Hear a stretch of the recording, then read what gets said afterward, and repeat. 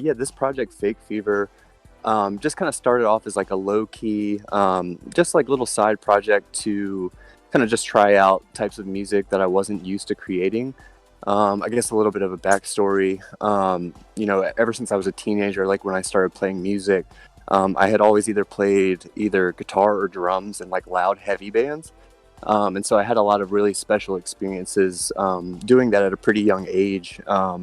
There was a band that my friends and I started when I was like 18 years old that ended up getting some random, like internet hype or whatever after we put out our first album. And that led to like 6 or 7 years of these really cool opportunities of like getting to tour all over the US and Europe a bunch of times and like have some of our music featured on like TV shows and documentaries and stuff like that, and kind of, like push it like our full-time job for a little while.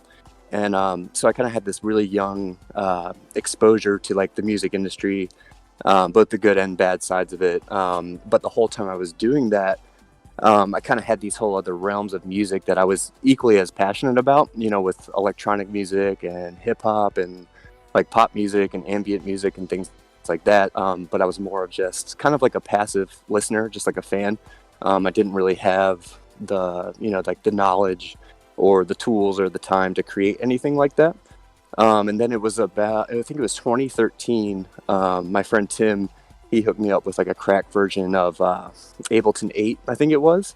And so I just really, really slowly kind of started to like peck away at creating this type of stuff, and, just sort of wrapping my head around creating music on my laptop rather than just plugging into an amp and seeing what happens with a band. And so, just took it really slow, and I would upload these little like beats and song collections under the name Fake Fever. And it was just to share with my friends. Like I literally would just throw it up on SoundCloud and then, post a link on like my own social media.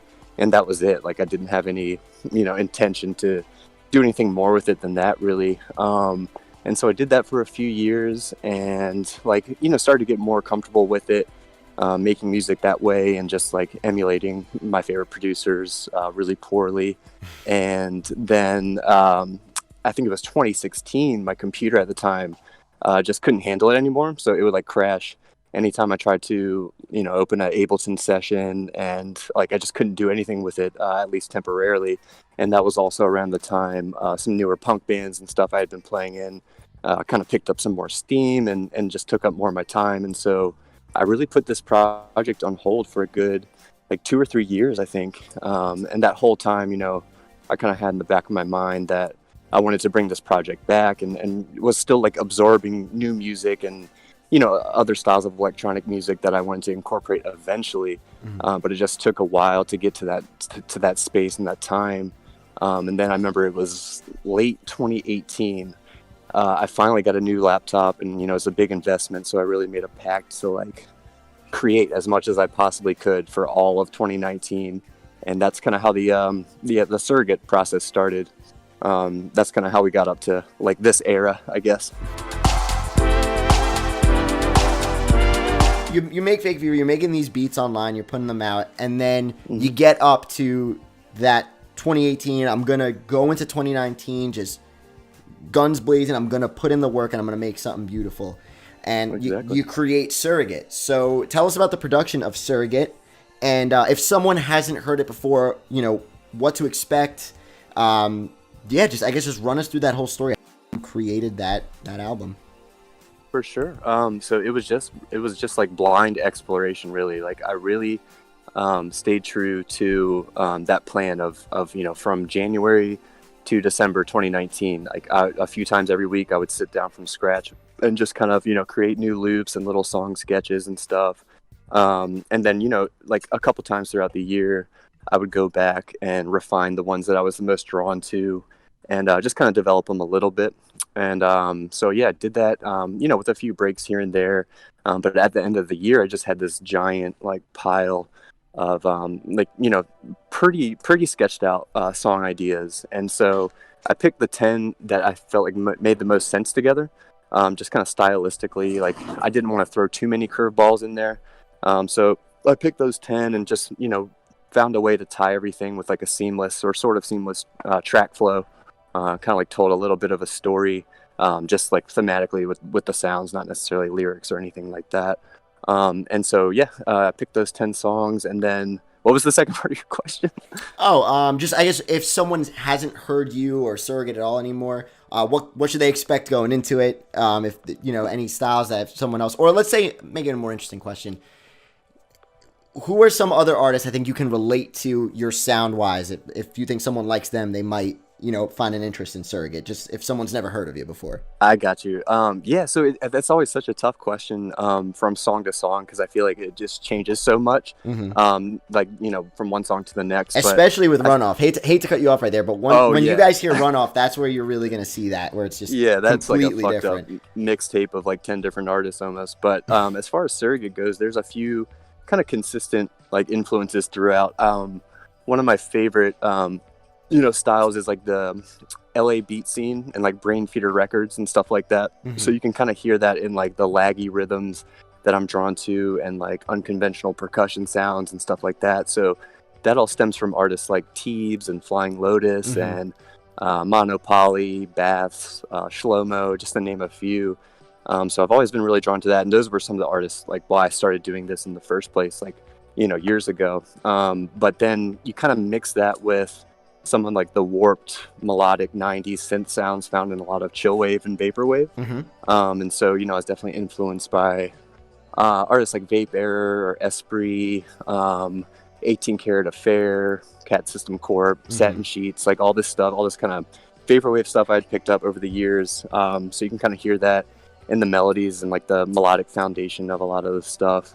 And then with that, kind of just throw in like pop hooks here and there because I've always been a huge fan of pop music and just kind of across the board. Like you can hear some like late 90s like Jiggy era pop and R&B stuff that I kind of heard when I was a little kid, and then like indie pop stuff from the 2000s like Pinback and Aloha, Panda Bear, stuff like that. And then more modern day stuff, like SZA and Tori Moi and Anna Wise, like things like that. Hell yeah, that was the perfect explanation. Kind of throw all that together and it sort of sounds like what it sounds like, I guess.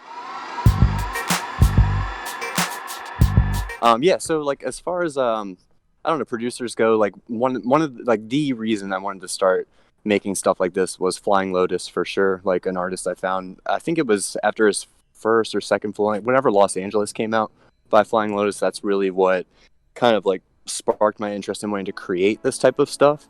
So it kind of like came full circle. Like when I was a little kid, I remember really like the Prodigy was one of the first CDs I ever had, Fat of the Land, and like enjoying stuff through the years like Square Pusher and Aphex Twin and Boards of Canada and things like that. But it was just like I couldn't even comprehend how one would make that type of music.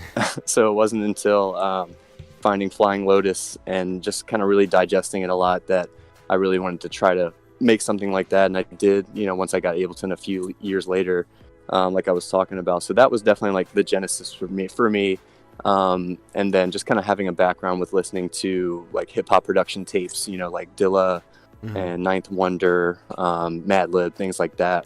That was all kind of part of the beginning. And then it was like later on that the like vaporwave influences and stuff started to kind of take hold. And how did you find the vaporwave scene? How did that all come to be? Dude, it's funny. So I had I think it was the album's Televised Tragedies by 18 Karat Affair. I had downloaded that and like one of the old like Haircuts for Men EPs, and I didn't even know that there was an association with vaporwave at all. I just thought it was some cool like retro like chill out music. But then I remember I think it was 2016 or maybe 2017. I randomly was at work just looking for something to put on while I was working, and I came across the first Esprit artsy music stream. You know what I'm talking about? Yep, I know what you're talking about. And so it's funny, like I remember it like it was yesterday because I was immediately drawn in. George opens that set with the song Summer Night, which is based off of a Lonnie Liston Smith song, which is like a really great jazz keyboard player from the 70s. And I had actually sampled a song for one of the first Fake Fever songs from a song off that same Lonnie Liston Smith album. So I was familiar with it. I was like, oh shit, I like this flip that he's doing right here. And then, just kind of brings in like the visuals and, like there's like a Tupac sample that comes in and just kind of like drew me in really, really intense. And like, it kind of was just like tripping me out and very nostalgic experience. And then the whole set's like really killer. So it was at that point that I started to kind of like dig a little bit deeper. And I remember finding like Mana Pool by Vaporwave a little bit after that. And just kind of kept scratching, as far as I could under the surface, and really like, I would just listen to like a lot of Vaporwave music online, but I didn't even know about like the community or the scene or anything like that until like the Electronicon stuff was popping off. I'm like, oh damn, there's a lot of people like me like listening to this music. I just thought I was like the weirdo in my friend group that like this weird pitch down sample music. But yeah, that was kind of the origin with getting into it. So yeah, it's been a few years running now. So Surrogate, okay, so you dropped that on Business Casual. How was it working with John? I love John. I've actually got the chance to meet him a couple times. I did a big interview with him in Asbury Park in New Jersey, if anyone knows where that is.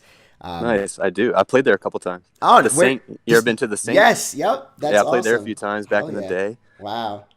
Yes, Bruce Asbury's Springsteen the best. land. That's exactly. You could go. The awesome thing about Asbury, and he still does this, is he'll just randomly show up at bars. Like I don't know if anyone's been in Asbury. There's like the Wonder Bar, and he'll just randomly at times show up and just do an acoustic set. And I've had friends who've been there, and he just walks in and does it, and just that's amazing. Yeah, and like the word will spread to like everyone who's in Asbury at the time. There's so many bars in Asbury, and everyone just starts flocking over. It's such a cool thing. That's awesome. That's what Bill Murray used to do that in Charleston. He was like our kind of local celebrity. Him and Danny McBride lived down there. Oh wow! And he would he was kind of a dick though, to be honest. Like, oh really? I don't know. I mean, I guess if you get bombarded by randos like for the majority of your adult life, you'd probably be a dick too. Yeah. But yeah, he would just like play pranks on people and stuff. But Danny McBride was super cool. I ran into him a few times. That guy seems like a name dropping celebs. Danny McBride was rad. That guy seems like a gangster. He seems like a cool guy. He is, for sure. But yeah, Asbury's really cool, and something I want to do in the future. I wanted, and I don't think no one knows this. I don't think I've ever said this on stream. But originally, I wanted to do the block party in real life in Asbury. Was the plan. I wanted to do a whole day, like, because I have a couple people that I know who know people who just run the venues there, and I grew up like Brooklyn and New Jersey block parties. Like people would just shut down an entire block, and like people would bring out barbecue, music and chairs and tables, and it's just one of the most fun memories I have growing up. And I don't know why. I mean, obviously we're in COVID now, but even before that, like I just don't know why people didn't do that anymore. I just thought it was such a fun thing to do, and I wanted to do that in Asbury and kind of just take a whole block out. We'll set up like 3 stages. I'll man the barbecue or something. Like it would just be a lot of fun. So one day we'll get that going. We'll get Fake Fever there too. Definitely. But yeah, like who are we talking about? John? Yeah. Yep. We're talking about John Zabelli. No, that guy's he's amazing. Just like really, really just like we're talking about, like just super transparent and very like simple process as far as the whole release went. I filled out the form on their site just like anyone does, I guess. That's new and wants to put out an album with them. And he was just like, yeah, I'm digging this. Here's kind of my availability. Does this work with your schedule? And it ended up, I was kind of looking for like a spring 2020 release, and that worked out with his schedule. And then, I think the best part is that it just kind of has like a built-in following. So I knew that just the fact that it got picked up by Business Casual meant that this entire subscriber list was at least going to be exposed to the album. I didn't know if they would like it or not, but I would hit way more ears doing it that way than like self-releasing or something like that. So it was a huge help, and kind of, I mean, it's like an honor really to do it through them, because that's a hub of music that I've had, for a few years now, just finding new things. Like that's how I found stuff like FM Skyline originally, and Windows 96, and I think Dan Mason too.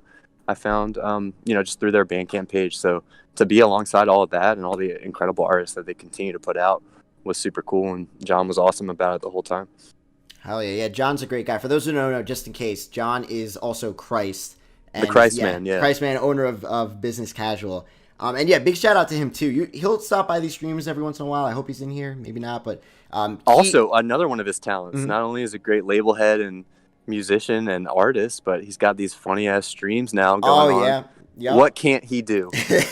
He is a legend. I really do love that guy. And I was about to say, I reached out to him so much, and so many people. There's a whole list of people.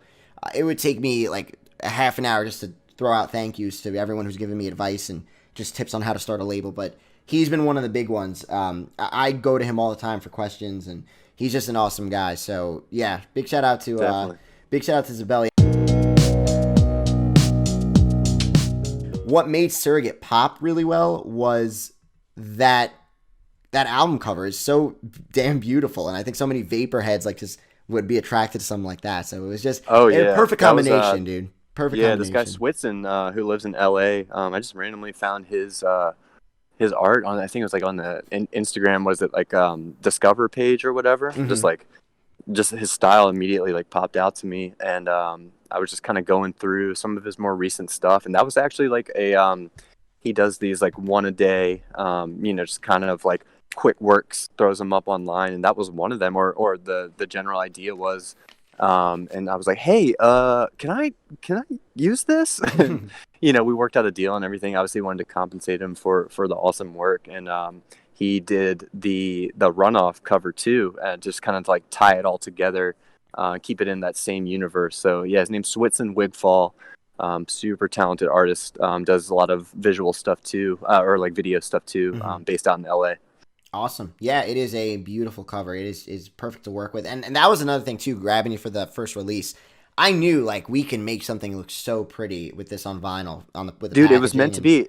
You know what's hilarious is I like a couple of weeks after I put out the album, I was just messing around with like a vinyl mock-up, and I'd like posted something. I was just like putting it out into the universe, like just half-ass, like joking around, like, I don't know, this would look pretty cool. And people were like, yeah, totally, you should do that. But I didn't think it would actually happen anytime soon, and here we are. You gotta I don't know about you, but when I know I have to do a set, I have to like dedicate an entire almost day to it, because I gotta take the time to know if I'm gonna fuck up the set halfway through, if the battery's gonna die, if something messes up. So yeah, I guess just take us through your creation of an online set. I mean, it is like 100% a pain in the ass. Like it. That's what it honestly it is. You said one day, like that's so quick compared to how I do it. So like my process is it's not that different than like an in-person show or whatever, where I'll just like sit down with kind of my little like library of songs that I could pick from, and I'll kind of just pick songs based off of like kind of the vibe of like the event and just a good track flow, and like obviously time restrictions and things like that. And so then once I have that set in stone, then I'll kind of think of interesting ways to like tie the songs together, with transitions and like new samples and things like that are different than how they are in the album, because I don't want to just like play it note for note how they go on the recording. Like you can just listen to the album with that. So like for instance, on that Block Party set, I had like that Winter Quilt remix that I did, and then I had that back to back with my song Neon Spree, and I was like, there's something I can do here to like tie these songs together. And that's when I was just like digging through my little like sample bank and all these like things that I have on a hard drive that I hadn't used before, and I just like came across that Backstreet Boys sample, and I was like, that's it, that's the fucking link right there to tie these songs together. And so I'll just really like brainstorm stuff like that, and then once I have that down, I just practice for like a good while until it becomes second nature. Like obviously the pre-recorded set thing, the beauty of it is you can go back and like redo or like start over again if you mess up or whatever, but I don't want to spend like a whole day getting frustrated and having to do that. So I just practice like till it becomes pretty second nature, and then I'll kind of set a day to record it. And the past two that I did like with you, I've had my friends with like nice camera gear come and help me out, like literally just put their nice. It looks crisp. Well, it sucks because the first one I did, was just kind of on a whim. My buddy Taylor offered to help me out, and it looked so good that I couldn't like go back now and just like film with my phone or a webcam or whatever. So now that I live in Richmond, Virginia, I have another buddy here who does a lot of cool film stuff. Hit him up.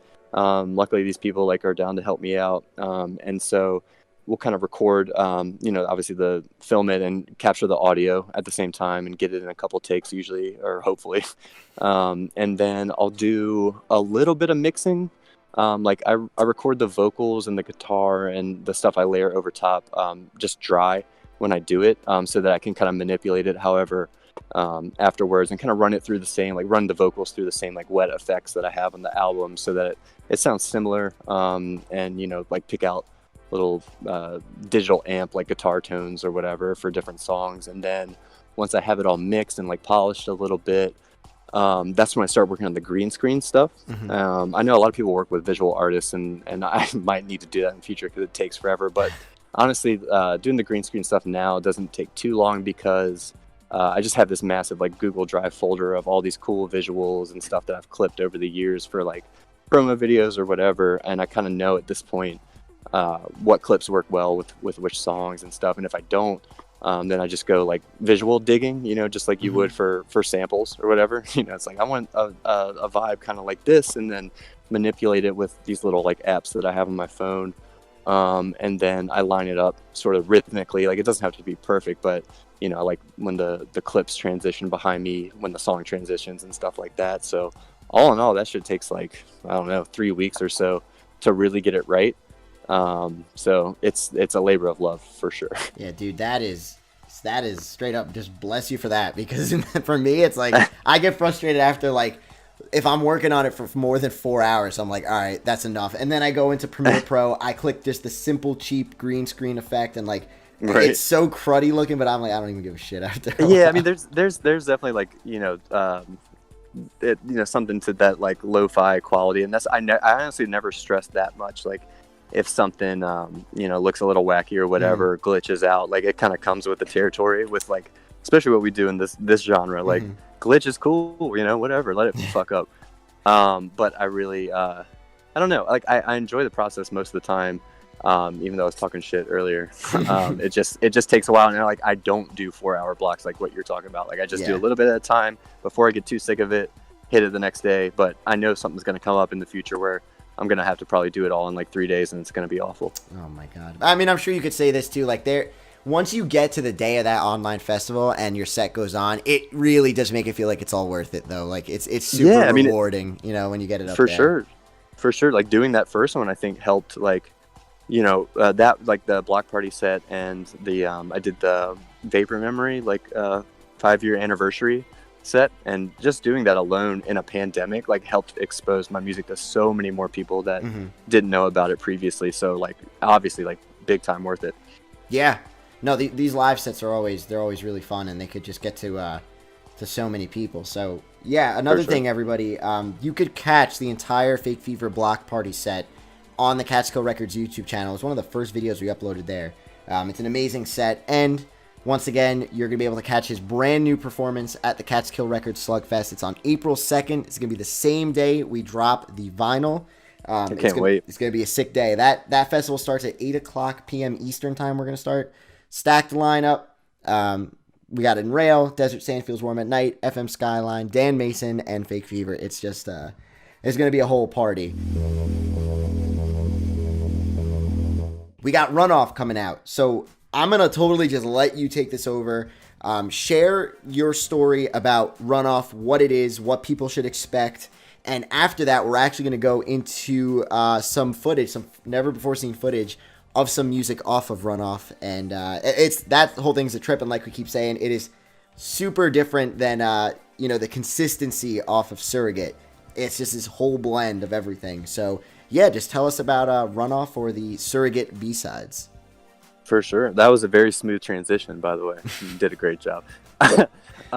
So yeah, like I'm really excited for this stuff to come out next week. It's crazy. Like I've been kind of sitting on it for a little while, but yeah, like when I was talking about making Surrogate for all of 2019, and I was just like making stuff nonstop, there was like bound to be, leftover things that I liked, but just didn't fit with the flow. Like, the Surrogate kind of has this like, pop, like kind of hazy synth vibe that's sort of continuous throughout. And I really love that style of music and like that kind of like chill wave or like poppy vaporwave stuff. But I also love like tons of other different kinds of music that I wanted to try out, especially in 2019 when I didn't really have like a goal other than just to make as much stuff as I could. And so there's a lot of other inspirations and influences like footwork and like trap music and drum and bass and big beat and things like that.